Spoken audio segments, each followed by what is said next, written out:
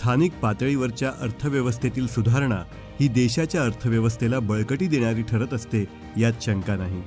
यासाठी लघु उद्योग हे स्थानिक उन्नतीचा कणा म्हणून आपली भूमिका बजावतात, कारण या सूक्ष्म आणि लघु उद्योगांच्या माध्यमातूनच ग्रामीण तसेच अल्पविकसित क्षेत्रांमध्ये मोठ्या प्रमाणावर आर्थिक उलाढाल आणि रोजगार निर्मिती होत असते। भारत सरकारने याच उद्देशाने 2020 मध्ये प्रधानमंत्री सूक्ष्म खाद्य उन्नयन योजना अर्थात PMFME ची सुरुवात केली। भारतीय खाद्य क्षेत्रातील सूक्ष्म, लघु आणि मध्यम उद्योगांच्या प्रगतीसाठी आवश्यक त्या सुविधा पुरवणे आणि अर्थसहाय्य प्रदान करणे हा या योजनेमागचा महत्त्वाचा उद्देश। या उद्योगाच्या माध्यमातून आज स्थानिक क्षेत्रातील खाद्यपदार्थांना जागतिक बाजारपेठ प्राप्त झाली आहे। रुपालीताई असतील, चक्रधर स्वामी गटाच्या महिला असतील, या विविध प्रत्येक गावामध्ये माझ्या प्रभागामध्ये PMFME अंतर्गत आणि जे आम्ही महिलांना बँक लिंकेज देतो किंवा RF CIF वाटतो, त्या निधीच्या माध्यमातून आमच्या महिलांनी स्वबळावरती एक छोटे छोटे प्रत्येक गावामध्ये लघु उद्योग असे चालू केलेले आहे की जे काही गट मशिनरी खरेदी करू शकतात, जे काही उत्पादन वाढवण्यासाठी आपण त्यांना प्रयत्न करतो। PMFME चे प्रस्ताव आपण जळगाव तालुक्यामध्ये जवळपास आम्हाला या आर्थिक वर्षामध्ये उद्दिष्ट 75 आलेले आहे।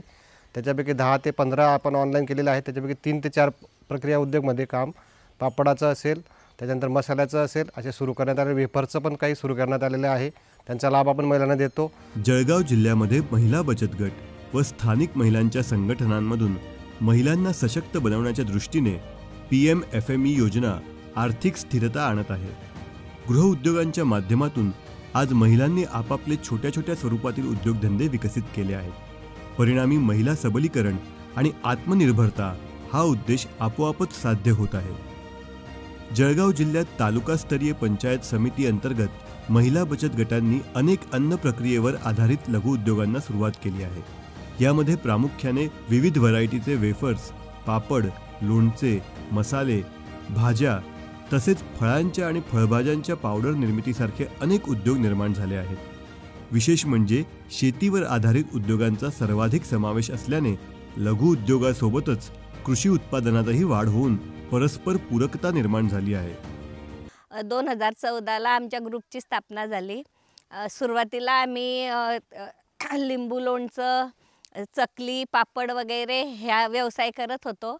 मग 2022 मध्ये मला PMFME योजनेअंतर्गत सोलार डिहायड्रेट प्रकल्पासाठी आम्हाला युनिट मिळालं।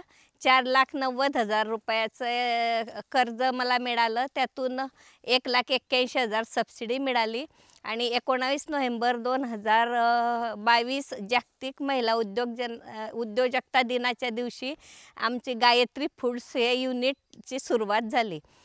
सूक्ष्म खाद्य योजनेअंतर्गत महिलांना लघु उद्योगांसाठी अर्थसहाय्य प्राप्त होते। सरकारी बँका तसेच वित्तीय संस्थांकडून कर्ज आणि अनुदानाच्या माध्यमातून या लघु उद्योगांना आर्थिक भांडवल मिळवून दिले जाते। यासाठी सूक्ष्म खाद्य योजनेअंतर्गत 91 कोटीपेक्षा अधिकचे भांडवल सूक्ष्म खाद्य उद्योगांसाठी गुंतवण्यात आले आहे। तसेच आजपर्यंत सुमारे 30,96,37,000 पेक्षा अधिक अनुदान या सूक्ष्म खाद्य योजनेसाठी देण्यात आले आहे। या प्राप्त झालेल्या निधीतून जिल्ह्यात छोट्या स्वरूपातील गृह उद्योगांना चालना मिळाली असून या माध्यमातून सुमारे 5,000 नागरिकांना रोजगार प्राप्त झाला आहे।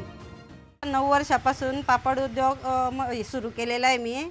मग त्यात 5 वर्षाच्या याच्यात माझं लक्षात आलं की आपण बचत गटामध्ये आहे तर 10 महिलांना पण आपण एकत्र घेऊन आणि सर्व मिळून आपण पापड उद्योग सुरू करू। त्यात आम्ही 10 महिला पापड उद्योग करत आहे। कोणी पापड पॅकिंग करतं, कोणी पापड काढतं, पीठ भिजवतं, असं एकत्र आम्ही 10 महिला एकत्र काम करत आहे आणि मार्केटिंगचे ते स्टॉल लागला तिथे आम्ही हे पापड घेऊन जात आहे।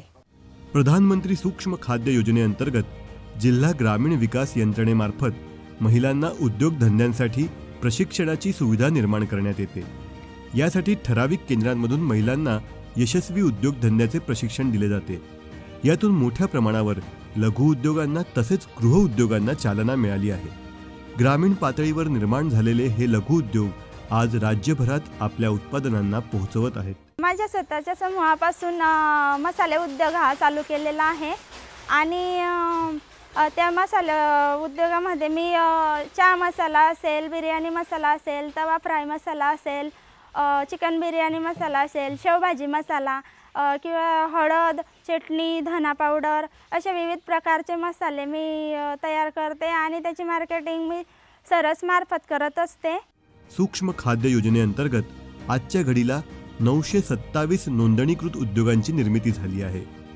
यातूनच उद्योगांमध्ये क्रांतिकारक बदल होऊन वाढीस लागलेली आर्थिक विकासाची गती ही जिल्ह्यासोबत राज्य आणि राष्ट्राच्या प्रगतीचा पाया पक्का करत आहे हे निश्चित. जळगाव जिल्ह्याच्या सर्वांगीण विकासासाठी मग लोकप्रतिनिधींच्या सहकार्याने, अधिकाऱ्यांच्या सहकार्याने आरोग्य विभाग असेल किंवा या ठिकाणी भूमापकचा विषय असेल, त्याचप्रमाणे विविध ज्या योजना आहेत त्या राबवण्याकरता लागणारी यंत्रसामुग्री असेल, दवाखान्यामध्ये लागणाऱ्या या वेगळ्या वेगळ्या सुविधा असतात त्याच्याकरता यंत्रसामुग्री असेल, अशा सगळ्या ठिकाणी काम करण्याचा प्रयत्न सरकारच्या आशीर्वादाने आणि या लोकप्रतिनिधींच्या सहकार्याने करण्याचा आम्ही या ठिकाणी प्रयत्न करतो आहे. मला तरी असं वाटतं की जळगाव जिल्ह्याकरता जो सुवर्ण काळ येणा पाहिजे त्याच्याकरता हा एक वेगळा प्रयत्न या ठिकाणी आम्ही करत आहोत.